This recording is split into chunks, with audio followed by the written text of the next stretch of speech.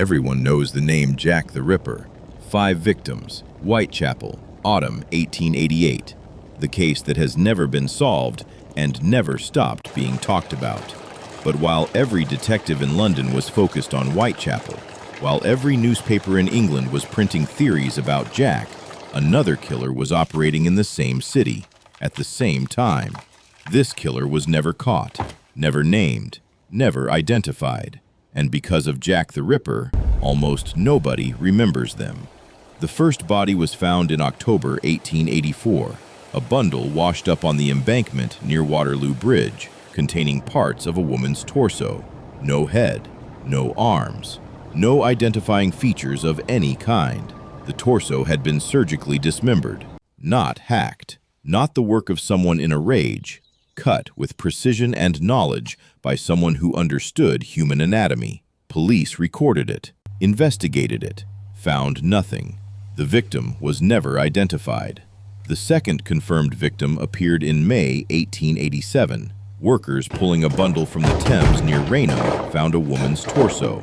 Over the following weeks, as if the killer was watching, various parts of the same body surfaced in different locations across London. The Thames at Battersea, a garden in Gloucester Road, the same surgical dismemberment, the same complete absence of any identifying feature. She was never identified either. Police connected the two cases. They had no suspect. They had no witness. They had no theory that could be taken seriously.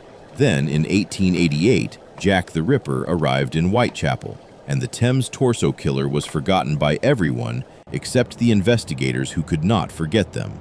In September 1888, at the precise moment that the Ripper was dominating every front page in England, workers excavating the foundations of the new Scotland Yard building on the embankment made a discovery. Inside a vault beneath the construction site, a woman's torso, wrapped, carefully concealed, placed there deliberately. The head and one leg were found separately in the Thames weeks later. The killer had buried a victim inside the building that was being constructed to house the headquarters of the Metropolitan Police. Whether this was deliberate, whether the killer knew what the building was, whether this was a message or simply a convenient location, nobody has ever established. What the investigators established was that this was the same killer, the same method, the same precision, the same anatomical knowledge. At this point, the press noticed. Several newspapers began speculating that the Thames Torso murders and the Ripper murders were the work of the same person. Senior investigators disagreed, and they were almost certainly right. The Ripper's crimes showed speed, frenzy, rage, the marks of someone operating under extreme emotional compulsion who could not fully control themselves. The Thames Torso Killer showed the complete opposite: patience, planning, the ability to transport body parts across a major city without a single witness, the complete absence of any forensic error over a period of 5 years.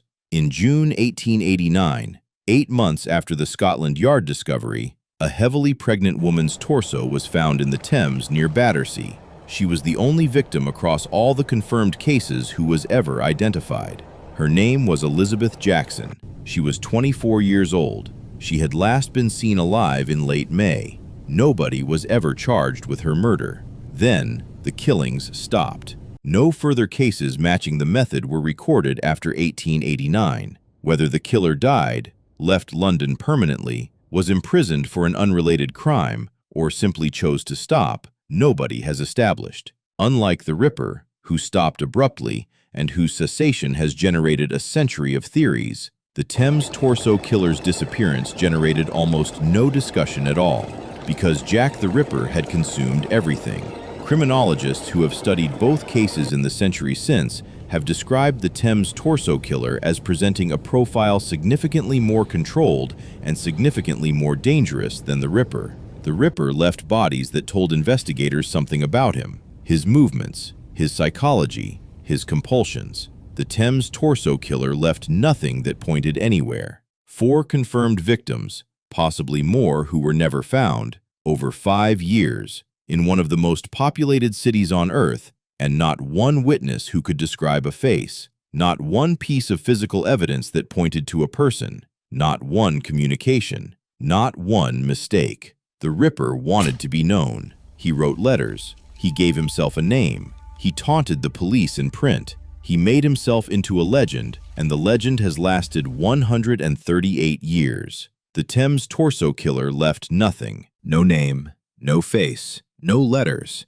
no mistakes, no theory that has gathered meaningful evidence behind it in over a century of investigation. Jack the Ripper is the most famous unsolved case in criminal history. The Thames Torso murders are the case that was happening at the same time, in the same city, to victims who were just as real, by a killer who was arguably more dangerous and who left behind nothing except the question: who was it, and why did they stop?